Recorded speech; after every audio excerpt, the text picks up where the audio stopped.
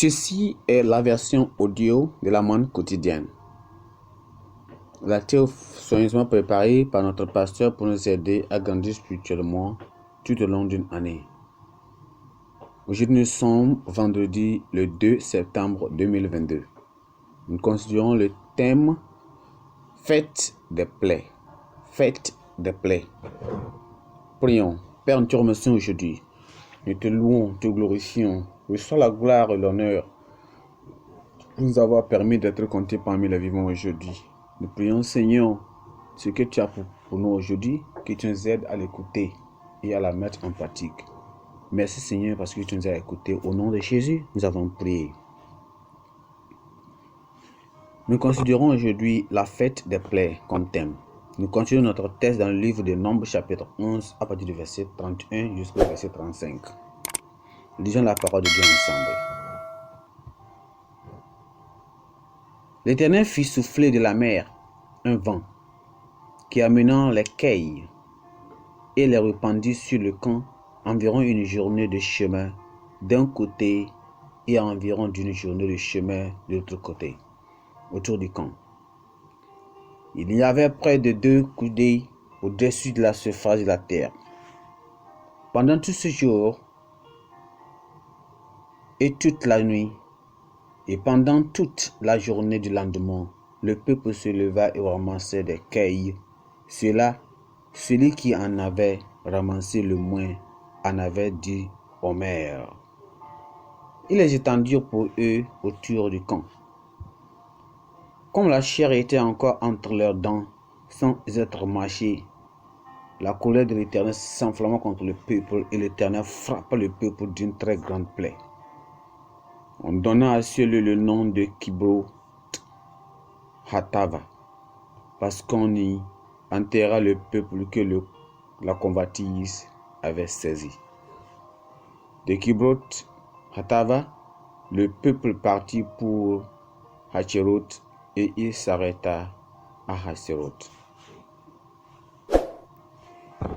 Nous considérons les fêtes des plaies. Notre verset clé se trouve dans le verset 33 qui dit ceci.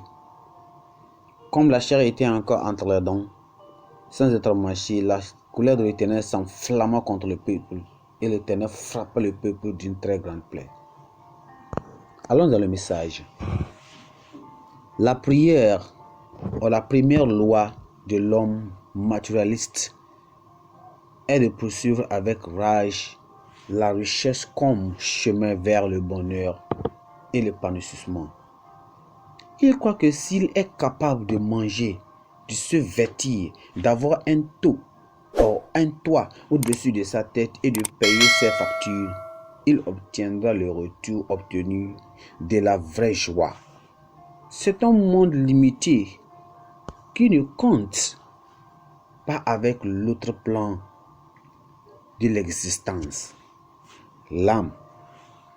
Négliger l'âme, cependant, est une erreur coûteuse avec les conséquences pour l'éternité. Réaliser cette vérité tardive a un prix élevé.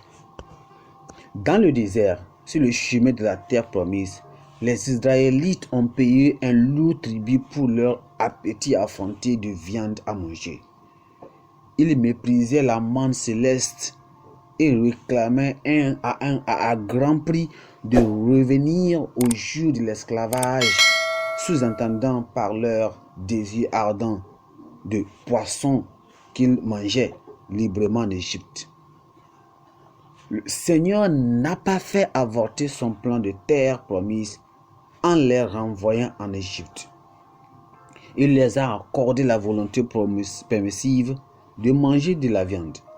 Dieu les a donné des cailles qui sont venus en si grand nombre que les Israélites se sont régalés de viande.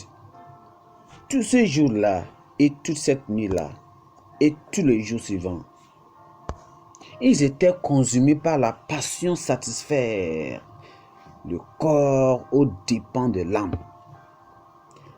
Cela ne les laissait pas le temps de mourir et de nourrir et de mourir l'âme par la prière. La méditation des conseils de Moïse et la préparation pour se rendre à terre à Canaan. Ce mépris pour leurs âmes a amené le jugement du Seigneur. Ainsi, au lieu de se mourir de viande, les Israélites se sont régalés de plaies. Cette calamité était inévitable. Le Seigneur qui a créé notre corps sait que nous devons répondre à ses exigences pour survivre. Mais il y a aussi sa parole de direction sans équivoque. Cherchez premièrement le royaume de Dieu et sa justice, et toutes ces choses vous seront données par surcroît. C'est ce que nous dit la parole de Dieu dans Matthieu chapitre 6, le verset 33. Comme pensée du jour, une âme affamée spirituellement est une cible facile pour les fléaux. Une âme affamée spirituellement est une cible facile pour les fléaux. Si on médite un peu sur ce que nous venons d'écouter, on va savoir que on doit se méfier des choses licites qui amènent ou qui émènent l'âme en enfer.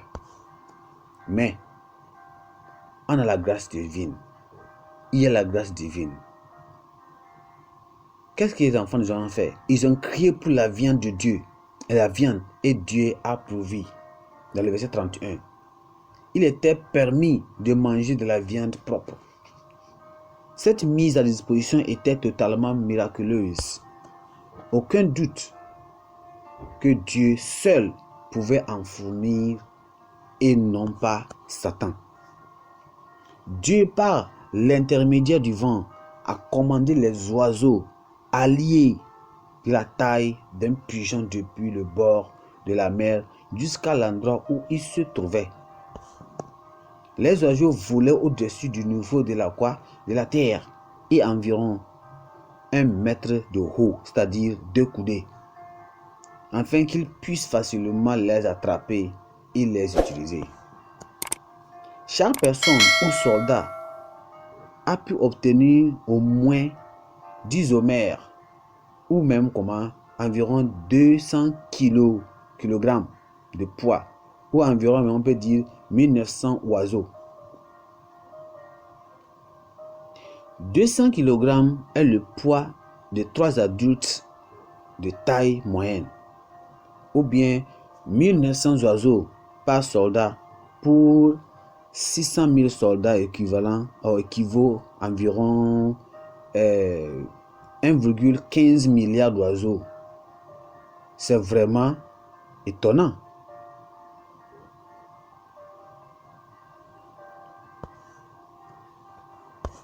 Dieu les a vraiment éprouvés qu'il est le Dieu tout-puissant et plus grand, plus que suffisant, qui peut donner beaucoup plus que ce que nous pouvons demander ou penser si nous seulement on attend son temps.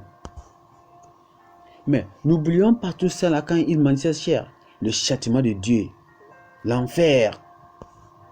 Ceux qui mangeaient la viande mouraient avant de commencer à la manger pour en profiter. De fait, ils ont obtenu ce qu'ils voulaient, mais c'est Dieu qui les a permis de vivre pour en profiter. Ce n'est pas une infection virale ou bactériale qui tuait, mais la colère divine. Pourquoi ce qui aurait dû donner lieu à témoignage est-il devenu une malédiction pour eux? Pourquoi manger quelque chose qui licite a-t-il pu mettre Dieu en colère contre eux au point de les envoyer directement en enfer?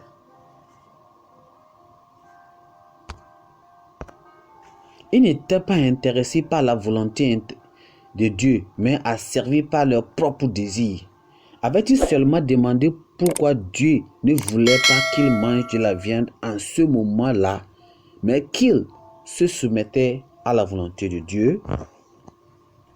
Ils ont frustré le dessein de Dieu de priver de viande.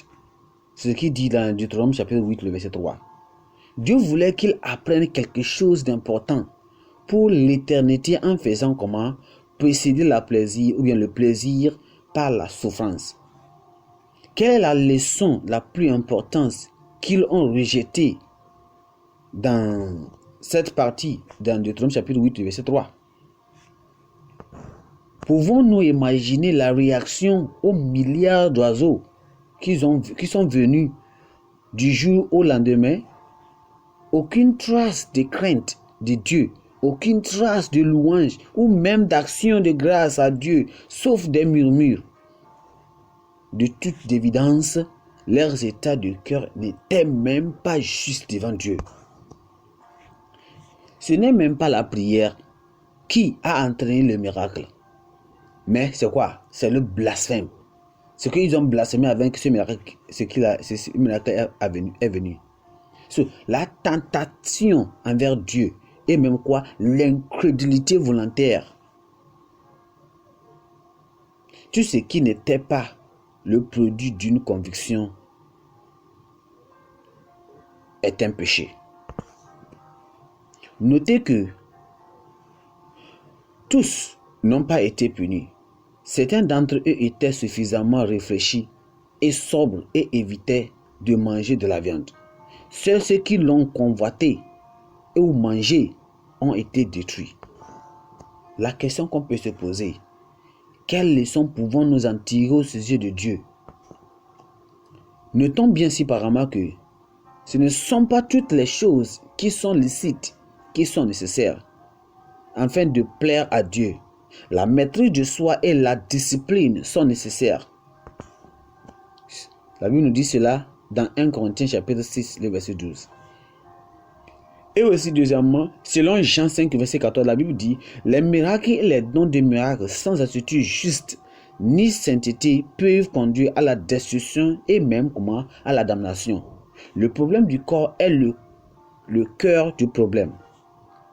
Le problème du cœur est le problème est le corps du problème. Ceux qui reçoivent des miracles doivent chercher le salut et la sainteté dans leurs propres intérêts. Et aussi selon Jacques chapitre 1, le verset 3 et 4, selon cela, nous voyons que le retard n'est pas refus. Dieu avait son timide et ses raisons pour permettre des souffrances à ses enfants.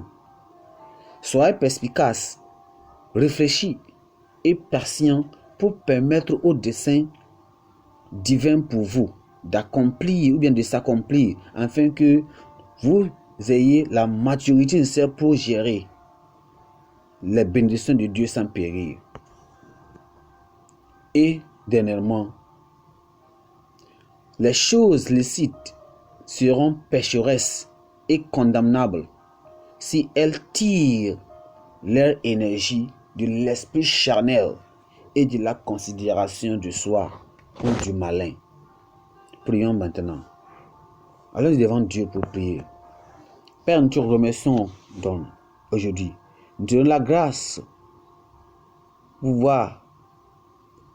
pouvoir aider-nous pour qu'on puisse entendre cette parole. Nous demandons, Seigneur, donne-nous aussi la grâce à pouvoir marcher près de toi, afin que nous ne puissions pas manquer ton dessein. Nous demandons, Seigneur, tu nous donnes l'esprit du discernement et de la compréhension, afin que nous puissions connaître toujours et demeurer en ta présence et même en ta parfaite volonté.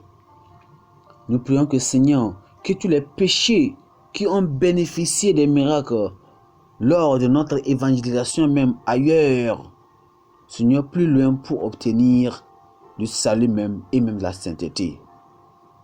Je prie que, Seigneur, toutes les formes d'esprit charnel soient débarrassées du cœur de tes enfants au nom de Jésus. Merci parce que, Seigneur, tu nous as écoutés. Au nom de Jésus, nous avons prié. Notre texte de lecture encore se trouve dans le livre de Psaume chapitre 78 jusqu'au chapitre 79. Merci, que Dieu vous bénisse.